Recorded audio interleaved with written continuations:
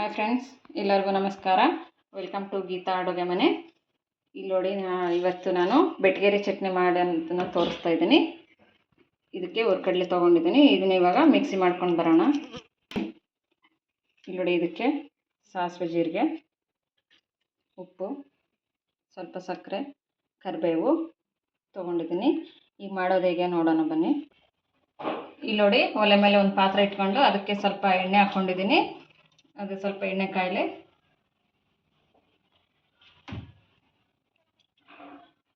ಇದಕ್ಕೆ ಇವಾಗ ಸಾಸಿವೆ ಜೀರಿಗೆ ಹಾಕ್ಕೊತಾ ಇದ್ದೀನಿ. ಅವು ಸ್ವಲ್ಪ ಸಿಡಿಲಿ. ನೋಡಿ, ಇದಕ್ಕೆ ಕರಿಬೇವು ಹಾಕ್ತಾ ಇದ್ದೀನಿ.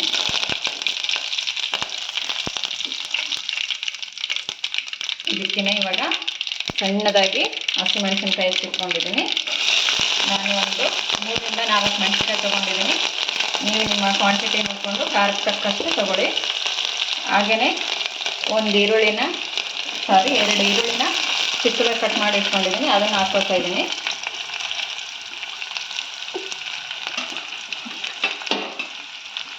ಅದು ಇವಾಗ ಚೆನ್ನಾಗಿ ಮಿಕ್ಸ್ ಮಾಡೋಣ. ಈರುಳ್ಳಿ, ಮೆಣಸಿನ್ಕಾಯಿ ಸ್ವಲ್ಪ ಮೆತ್ತಗಾಗೋವರೆಗೂ ಫ್ರೈ ಮಾಡ್ಕೊಳ್ಳೋಣ. ನಾನಿವತ್ತು ಮಾಡ್ತಾ ಇರೋದು ಬೆಟಗೇರಿ ಚಟ್ನಿ ಅಂತ ಹೇಳ್ಬಿಟ್ಟು. ಇದು ಉತ್ತರ ಕರ್ನಾಟಕದ ಗದಗಿನ ಕಡೆ ಜಾಸ್ತಿ ಮಾಡ್ತಾರೆ. ತುಂಬಾ ಚೆನ್ನಾಗಿರುತ್ತೆ. ನೀವು ಒಮ್ಮೆ ಮಾಡಿ. ಇಲ್ಲಿ ನೋಡಿ, ಇವು ಈ ಥರ ಆಗಿದ್ದಾವೆ. ಇನ್ನು ಒಂದು ಸ್ವಲ್ಪ ಆಗಲಿ. ಇದಕ್ಕೆ ಇವಾಗ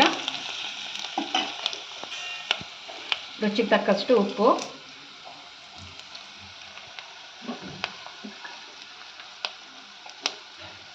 ಇಲ್ಲಿ ನೋಡಿ, ಇದಕ್ಕೆ ಸ್ವಲ್ಪ ಸಕ್ಕರೆ ಹಾಕ್ಕೊಳ್ಳಿ. ಸಕ್ಕರೆ ಸ್ಕಿಪ್ ಮಾಡಬೇಡಿ, ತುಂಬ ಚೆನ್ನಾಗಿರುತ್ತೆ. ಇದಕ್ಕೆ ಹಾಕ್ಕೊಳ್ಳಿ.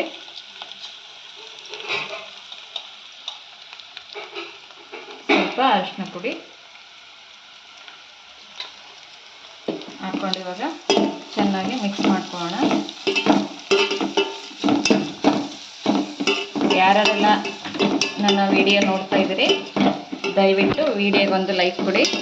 ಹಾಗೆ ಸಬ್ಸ್ಕ್ರೈಬ್ ಮಾಡಿಕೊಂಡು ನೋಡಿ. ಯಾರೆಲ್ಲ ನನ್ನ ಚಾನಲ್ಗೆ ಸಬ್ಸ್ಕ್ರೈಬ್ ಮಾಡಿದರೆ ಅವರಿಗೆ ತುಂಬ ಧನ್ಯವಾದಗಳು.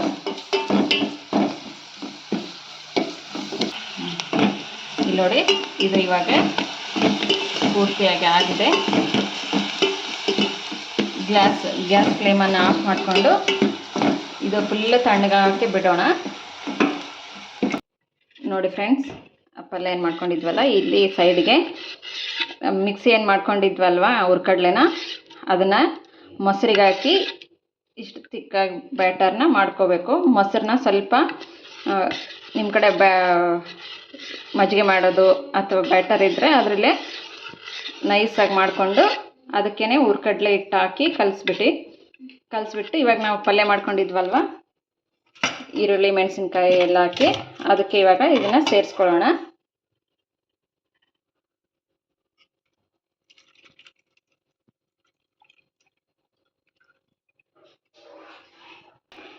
ಇಲ್ಲಿ ನೋಡಿ, ಇದಕ್ಕೆ ಸ್ವಲ್ಪ ನೀರು ಹಾಕ್ಕೊಂಡು ಕಲಸಿ ಹಾಕ್ತಾ ಇದ್ದೀನಿ.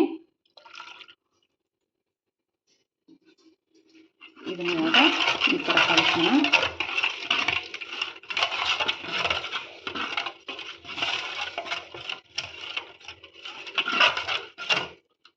ನೋಡಿ, ಈ ಥರ ಇರಬೇಕು. ನಿಮಗಿನ್ನ ಸ್ವಲ್ಪ ಗಟ್ಟಿ ಬೇಕಂದರೆ ಗಟ್ಟಿ ಮಾಡ್ಕೊಳ್ಳಿ. ಇಲ್ಲ ಇನ್ನು ಸ್ವಲ್ಪ ನೀರು ಬೇಕಂದರೆ ಇನ್ನೊಂದು ಸ್ವಲ್ಪನೇ ನೀರು ಹಾಕ್ಕೊಂಡು ನಿಮಗೆ ಯಾವ ಹದ ಬೇಕೋ ಆ ಹದಕ್ಕೆ ರೆಡಿ ಮಾಡ್ಕೊಳ್ಳಿ. ನಾನು ಈ ಅದಕ್ಕೆ ರೆಡಿ ಮಾಡ್ಕೊಂಡಿದ್ದೀನಿ.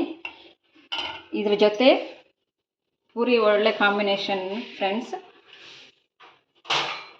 ಉಬ್ಬಿದ ಪೂರಿ ಹಾಗೆ ಬೆಟಗೇರಿ ಚಟ್ನಿ ತಿಂತಾಯಿದ್ರೆ ತಿಂತಾನೇ ಇರಬೇಕು ಅನಿಸುತ್ತೆ.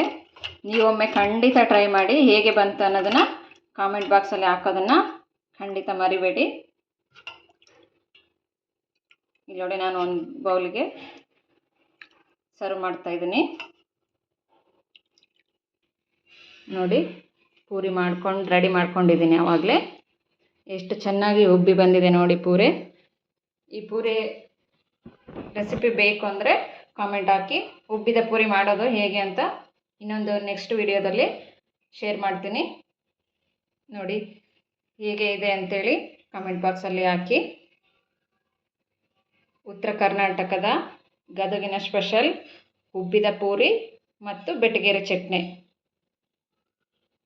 ಈ ವಿಡಿಯೋ ಇಷ್ಟವಾದಲ್ಲಿ ಲೈಕ್ ಮಾಡಿ, ಶೇರ್ ಮಾಡಿ, ಸಬ್ಸ್ಕ್ರೈಬ್ ಮಾಡಿ. ಹಾಗೆ ಪಕ್ಕದಲ್ಲೇ ಕಾಣೋ ಬೆಲ್ ಐಕನ್ನು ಕ್ಲಿಕ್ ಮಾಡಿ. ಇನ್ನೊಂದು ಒಳ್ಳೆಯ ರೆಸಿಪಿಯೊಂದಿಗೆ ಭೇಟಿಯಾಗೋಣ. ವಿಡಿಯೋನ ನೋಡಿದ್ದಕ್ಕೆ ಧನ್ಯವಾದಗಳು.